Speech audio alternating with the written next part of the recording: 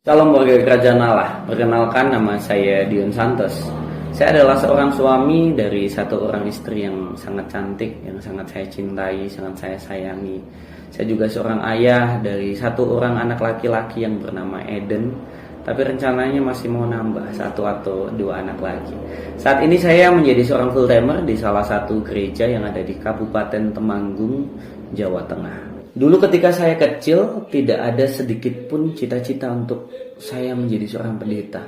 Bahkan ketika saya beranjak remaja, pemuda, masih sama Pak. Saya tidak memiliki sedikit pun cita-cita untuk menjadi pendeta. Tetapi karena kasih Tuhan, itu yang menuntun saya hingga saya berada di titik saat ini. Saya begitu mencintai Tuhan, mencintai pekerjaan Tuhan. Saya ingin memberikan hidup saya itu untuk melayani Tuhan, Pak. Saya ingin menyelamatkan jiwa-jiwa. Sekalipun yang selamatkan bukan saya, tetapi saya menginginkan Tuhan pakai saya untuk saya bisa membawa jiwa-jiwa kembali mengenal Tuhan, berbalik arah dari yang tadinya jatuh dalam dosa, kembali lagi ke sebuah rancangan Tuhan yang begitu ajaib. Saya menikmati sekali kehidupan saya sehari-hari, Pak.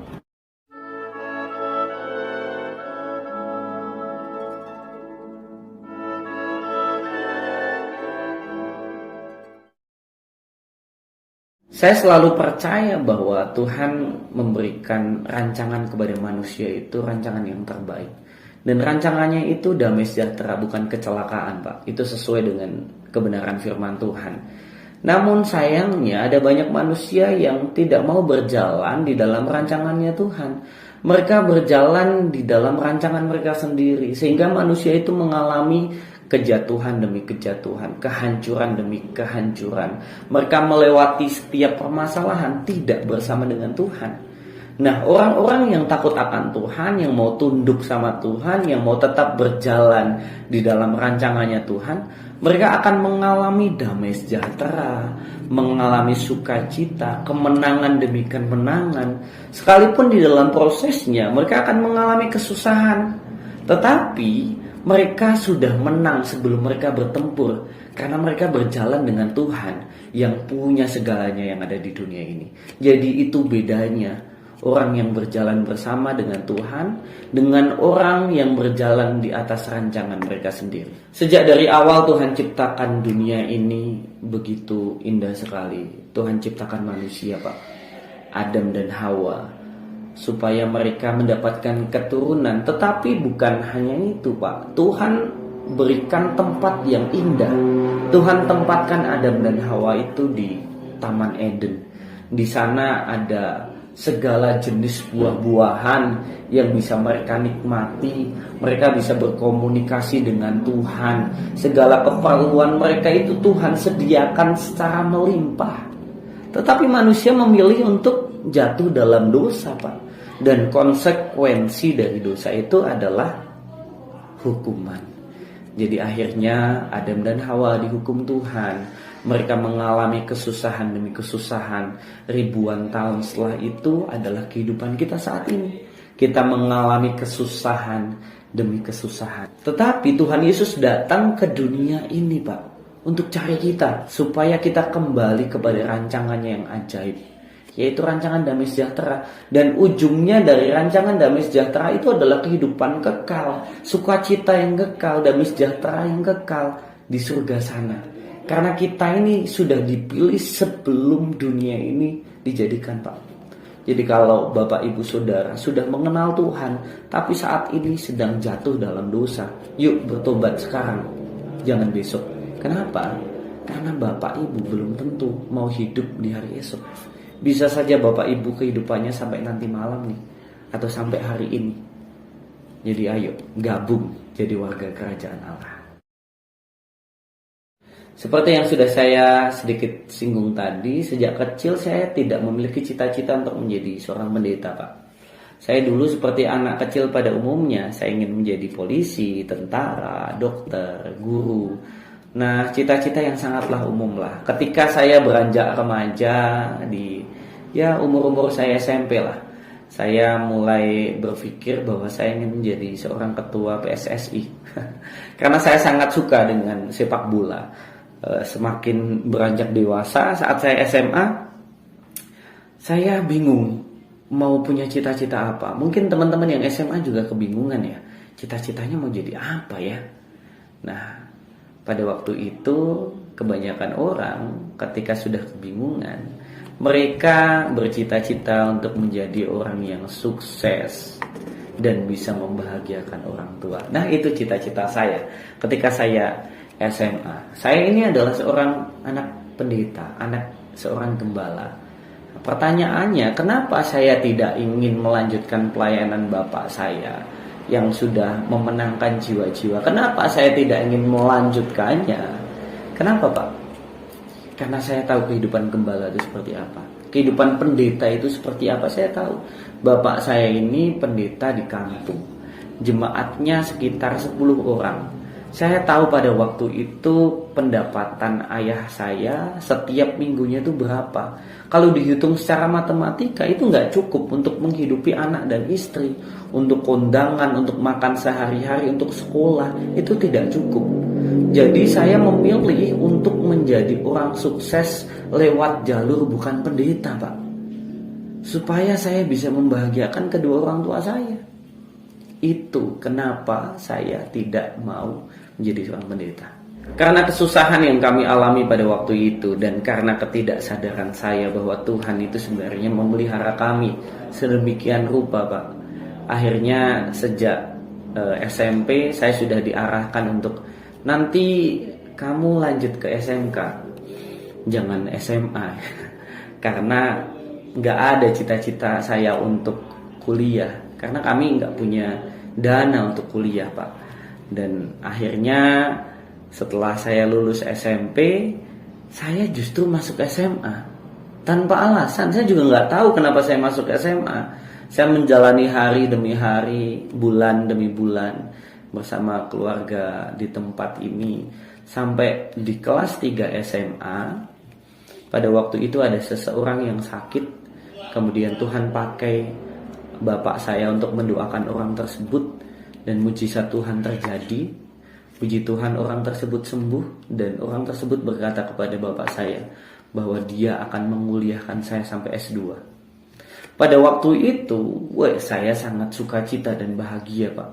Tapi saya nggak tahu mau kuliah di mana, mau kuliah apa, jurusan apa, saya nggak tahu. Karena saya nggak ada cita-cita untuk kuliah. Nah, orang baik tersebut menyuruh saya untuk kuliah di pendidikan guru SD. Dan saya kuliah di Universitas Kristen Satya Wacana, Salatiga. Tahun 2012 saya datang ke Salatiga untuk daftar ulang. Kemudian saya ditemui oleh seseorang yang tidak saya kenal sebelumnya. Dia sok kenal sekali, dia datang ke saya, nyamperin saya, ngajakin kenalan. Namanya ini Denny Santoso. Saya manggilnya Ko Denny karena dia lebih tua daripada saya. Nah, singkat cerita, kami cerita-cerita, ternyata dia dulu alumni SMA Negeri 1 Parakan. Padahal itu adalah SMA saya. Jadi sebenarnya dulu kita sempat satu SMA, tapi waktu saya masuk SMA dia lulus SMA. Jadi nggak sempat kenal lah dulu. Nah, kemudian dia ngajakin saya di sebuah gereja, namanya Gereja Mawar Saron Satelit Salatiga. Jadi saya di GMS Salatiga. Sejak saat itu saya diajakin ke GMS dari tahun 2012 sampai tahun 2016 saya lulus. Saya ibadah dan pelayanan di sana. Dulu pertama saya kenal Ko Denny itu adalah seorang ketua Komsel. Kalau di Mawar Saron disebutnya ketua CG, Connect Group. Dan dia punya beberapa anak, kalau nggak salah sekitar 10-an anak lah pada awal saya ke Salatiga. Sampai pada akhirnya dia punya anak yang banyak. 2016 saya lulus, beliau masih menjadi ketua CG, tetapi beliau membawai beberapa CG-CG begitulah. Nah, di tahun 2022 ini, Pak, saya buka Instagram, saya melihat Ko Denny ini sudah menjadi gembala sidang Gereja Mawar Saron Salatiga. Dari yang datang ke Salatiga untuk kuliah, Pak, dia dipanggil Tuhan, pelayan di Mawar Saron. Dari ketua Komsel yang punya anak sekitar 10 orang, sekarang sudah jadi gembala. Itu nggak masuk akal, Pak. Tapi rencana Tuhan itu iya dan amin. Rencana Tuhan itu yang paling indah. Nah, saya kenal Ko Denny, beliau itu orang yang sangat mencintai jiwa-jiwa. Dia benar-benar punya hati untuk pelayanan, punya hati untuk pekerjaan Tuhan. Makanya saya nggak heran ketika dia dipakai Tuhan sampai menjadi gembala saat ini. Dulu ketika saya di GMS Salatiga, saya mengikuti beberapa kali KKR. Nah, salah satunya ada seorang pembicara namanya Pendeta Yusef Morowijaya, kalau nggak salah, Pak Moro, panggilannya Komoro. Pada waktu itu ibadah berlangsung seperti biasa, kemudian ada altar call. Saya maju ke sana, Pak Moro bilang, siapa yang punya hati untuk Tuhan, mau dipanggil untuk melayani Tuhan, maju ke depan. Saya maju, saya nangis di depan. Saya minta ampun, karena saya pada waktu itu pendosa, Pak. Saya minta ampun, saya nangis, Tuhan, aku mau Tuhan menjadi pelayan. Aku mau dipakai Tuhan secara luar biasa. Setelah KKR selesai, pulang ke kos-kosan, kemudian saya melewati kehidupan seperti biasa. Sampai saya lupa, Pak, saya pernah janji ngomong sama Tuhan, saya mau dipakai Tuhan. Ya karena banyak orang yang habis KKR ya pulang lagi ke kehidupan lama ya. Sama, saya juga begitu. Habis KKR saya balik ke kehidupan lama.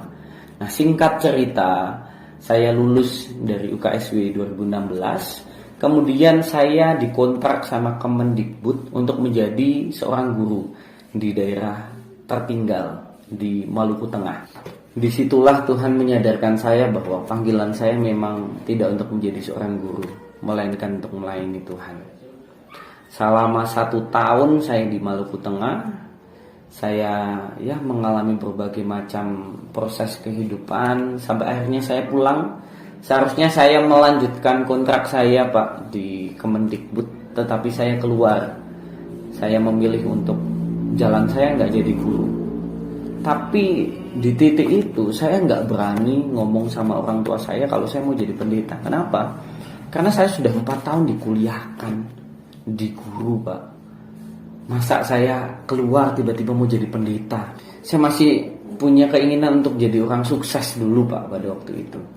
Nah, akhirnya saya ada saudara yang menyuruh saya untuk bekerja di PLN.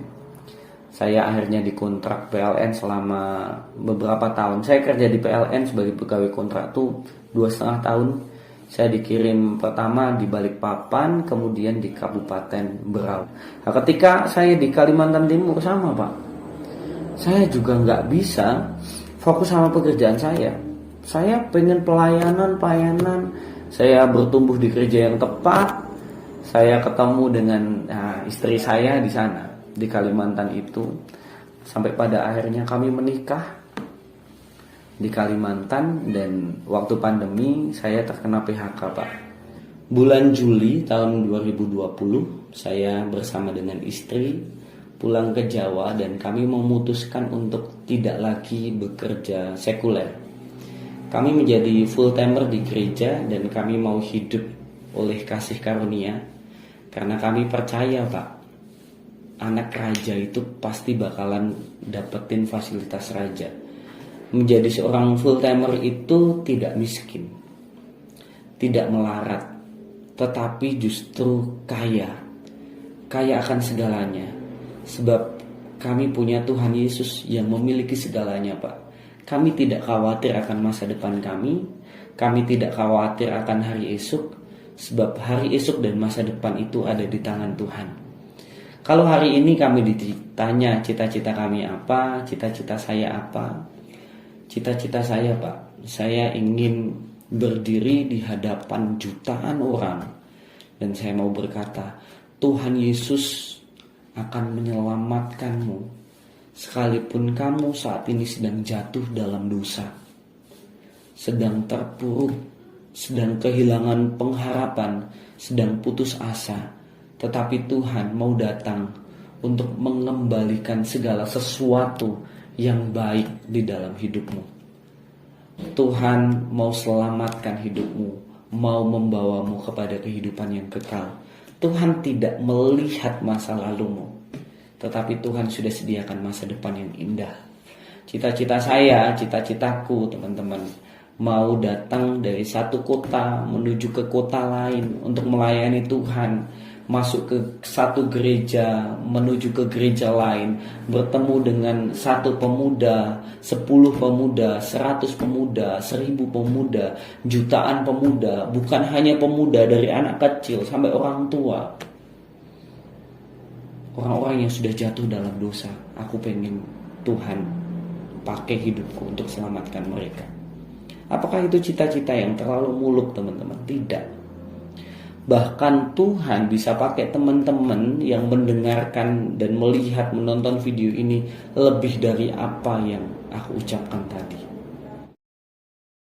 Saat ini Tuhan Yesus tanamkan di dalam hati saya bahwa setiap jiwa-jiwa itu berharga, Pak. Ketika saya mengaku bahwa saya mencintai Tuhan, saya juga harus mencintai apa yang Tuhan cintai. Nah, Tuhan itu mencintai setiap jiwa-jiwa, Pak. Saya harus mencari apa yang Tuhan cari. Tuhan itu mencari orang-orang yang berdosa, dan Tuhan pasti akan menemukannya. Saya juga harus mencari orang-orang yang berdosa, karena itu adalah panggilan saya, Pak. Jadi kalau teman-teman saat ini sedang jatuh dalam dosa, saya sedang mencarimu, Pak. Bukan untuk saya hakimi, tetapi untuk saya bangun kembali hubungan yang sudah rusak. Bukan karena kuat dan gagah saya, Pak, tapi karena Roh Kudus. Saya selalu percaya Tuhan menyertai orang-orang yang mencintainya, yang mau sungguh-sungguh melayani jiwa-jiwa. Dan saya mengimani di dalam hidup saya mengasihi Tuhan dengan sungguh. Jadi saya mengajak Bapak Ibu Saudara, teman-teman semuanya, supaya kita kembali di dalam rancangan Tuhan, di dalam panggilan Tuhan. Tuhan sudah sediakan kerajaannya yang begitu besar, yang penuh dengan kekudusan, penuh dengan sukacita dan damai sejahtera. Kita sudah dipilih sebelum dunia dijadikan. Kita ini adalah bagian dari warga kerajaan Allah, warga kerajaan surga. Jadi jangan sampai kita yang sudah dipilih ini justru kita lari dari panggilan kita. Tuhan sedang menunggumu, Pak. Jadi pulanglah. Jangan lagi lari dari panggilan. Kembalilah kepada Tuhan. Tuhan mencintaimu, Tuhan mengasihimu, Tuhan menyayangimu. Kita akan bertemu lagi di video selanjutnya. God bless you.